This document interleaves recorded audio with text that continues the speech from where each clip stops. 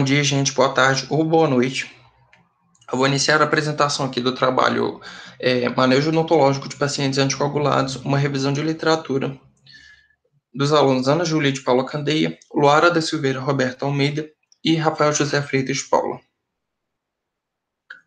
Os antiagregantes plaquetários e anticoagulantes são utilizados na prevenção do tromboembolismo venoso e são indicados para pacientes portadores de doenças cardiovasculares, tais como a fibrilação atrial, doença cardíaca isquêmica, doença vascular periférica e também portadores de prótese valvar cardíaca.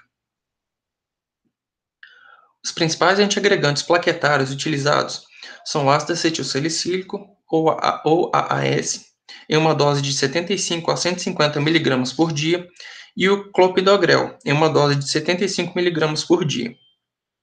O ácido acetilsalicílico inibe, de forma irreversível, a enzima ciclooxigenase 1, ou COX-1, que irá reduzir a produção da enzima tromboxana 2, que é uma importante estimuladora da agregação plaquetária. Já o clopidogrel está associado ao bloqueio, de forma irreversível, do receptor plaquetário ADP e à interferência da união do fibrinogênio às glicoproteínas 2B e 3A da membrana plaquetária. A duração dos efeitos de ambos os medicamentos é de 7 a 10 dias. O principal anticoagulante oral é a varfarina, que é uma antagonista da vitamina K, e ela previne a formação ou expansão de um coágulo intravascular arterial. O efeito dela se inicia após 24 horas após sua ingestão. Já os novos anticoagulantes orais ou anticoagulantes orais diretos, como a dabigatrana e a rivaroxabana, inibem respectivamente a trombina e o fator XA da coagulação. Apresentam como vantagens em relação à varfarina o fato de atingirem níveis terapêuticos mais rapidamente, não precisam de monitoramento pelo RNI e também agem diretamente contra apenas um fator da coagulação, além também de apresentar interações medicamentosas reduzidas. Então, devido à disseminação do uso desses medicamentos, é provável que o cirurgião dentista atenda no seu consultório algum paciente anticoagulado. Portanto, o profissional deve saber avaliar o risco de sangramento de um procedimento, quais técnicas de hemostasia devem ser utilizadas e se a suspensão da medicação deve ou não ser feita. Assim, o objetivo do presente estudo foi revisar a literatura sobre manejo odontológico de pacientes anticoagulados, ressaltando os principais métodos de hemostasia utilizados e se há necessidade ou não de interrupção da terapia. Foram pesquisados artigos científicos nas bases de dados PubMed, Cielo e Biblioteca Virtual em Saúde. Foram utilizadas as seguintes palavras-chave na busca: Oral Surgery e Bleeding Risk. Foram selecionados 15 artigos entre os anos de 2016 e 2020.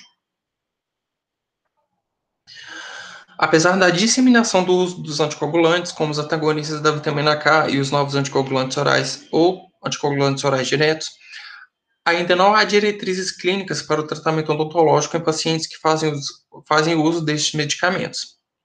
Então, a avaliação da possibilidade da continuidade da terapia anticoagulante ou necessidade de descontinuidade deve levar em conta as condições do paciente e o procedimento a ser realizado. No caso dos anticoagulantes orais diretos, em caso de cirurgia com baixo risco de sangramento e função renal adequada, a terapia anticoagulante pode ser mantida. Por outro lado, se a função renal estiver reduzida, a suspensão do fármaco no preparo para a cirurgia deve ser proporcional à redução da função renal.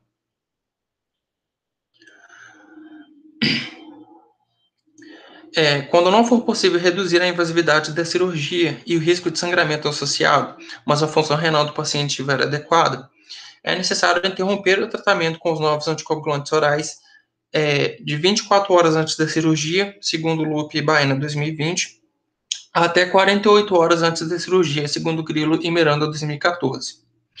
Assim, o paciente fica por um pequeno período descoberto. Se não for possível reduzir a invasividade da cirurgia e a função renal do paciente estiver reduzida, é necessário interromper o tratamento com esses anticoagulantes antes da cirurgia por um período de tempo proporcional à redução da função renal.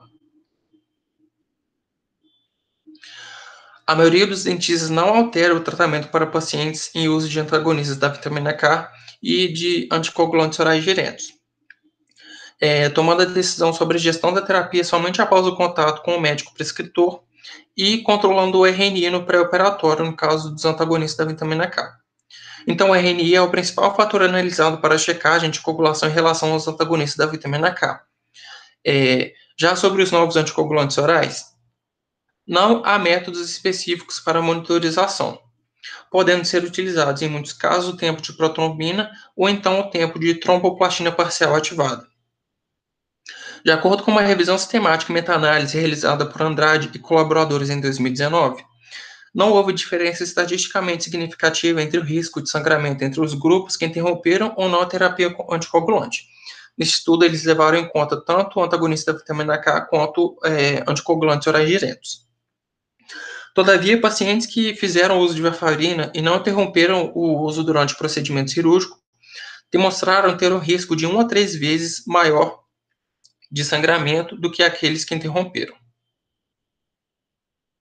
Ademais, o risco de ocorrer um evento tromboembolítico fatal devido à interrupção da terapia anticoagulante supera o risco de sangramentos pós-operatórios. Então, esse é o principal motivo para a manutenção da terapia. Assim, procedimentos cirúrgicos menores, como exodontias e implantes dentais, podem ser feitos seguramente, quando o RNI do paciente encontra-se na faixa adequada e os procedimentos de hemostasia local são aplicados. Em cirurgias dentárias, os principais vasos sanguíneos são improváveis de serem encontrados. E então, complicações de sangramento perioperatórios e pós-operatórios são geralmente simples de tratar com medidas locais de hemostasia. Então, com a utilização desses métodos, pequenas cirurgias odontológicas podem ser realizadas com segurança em pacientes ambulatoriais anticoagulados, sem qualquer modificação da sua terapia anticoagulante em curso. As técnicas de hemostasia utilizadas durante o procedimento cirúrgico são quase as mesmas para pacientes que receberam antagonistas da vitamina K ou anticoagulantes orais diretos. Para o controle da hemorragia, podem ser usados agentes antifibrinolíticos, como o ácido tranexâmico e o ácido aminocaproico, além de medidas locais de hemostasia, como esponjas gelatinosas, trombina, celulose e oxicelulose embebida em ácido tranexâmico. É importante também diminuir os riscos de sangramentos através de anestesia local, com vasoconstritor, redução da osteotomia, menor descolamento dos retalhos mucoperiosteais, curetagem cautelosa e sutura de preferência com fios reabsorvíveis, ou seja, uma cirurgia minimamente traumática. Após a cirurgia, é sempre recomendável retomar o uso do medicamento quando a hemostasia estável for alcançada. Ainda, orientações são passadas ao paciente, como a ingestão de comida fria e hidratação correta no pós-operatório, e uso de analgésicos que não interfiram na coagulação, como o paracetamol. O paciente deve conseguir ter contato com o dentista, caso necessário, isso é muito importante. Normalmente, a aplicação de pressão compressiva ou agentes hemostáticos locais é suficiente para atingir a hemostasia no pós-operatório, se, no caso, sangramentos ocorrerem. Com relação aos antiagregantes plaquetários, sabe-se que o uso contínuo deles aumenta o tempo de sangramento. Entretanto, em pacientes sem fatores de risco adicionais para uma coagulação alterada, o efeito disso na hemostasia primária é mínimo. A comparação entre a interrupção ou manutenção do ácido acetilsalicílico resultou que ambos os grupos têm valores situados dentro da faixa de normalidade para tempo de sangramento pré-operatório e grau de sangramento intraoperatório. Portanto, simples medidas locais de hemostasia são suficientes para controlar o sangramento transoperatório, sem a necessidade de interrupção da terapia com ácido acetilsalicílico. Pacientes tratados com clopidogrel parecem não correr risco de sangramento excessivo em comparação com ácido acetilsalicílico. Esses medicamentos não devem ser descontinuados antes de procedimentos dentários que causam sangramento. E a dosagem do clopidogrel não deve ser alterada. Conclui-se que, apesar de não haver consenso na literatura sobre a descontinuidade ou não da terapia anticoagulante, muitos autores ressaltam que os riscos da interrupção superam os benefícios e com o uso concomitante da técnica hemostática, a terapia deve ser mantida. Essas foram as nossas referências. Muito obrigado por assistir.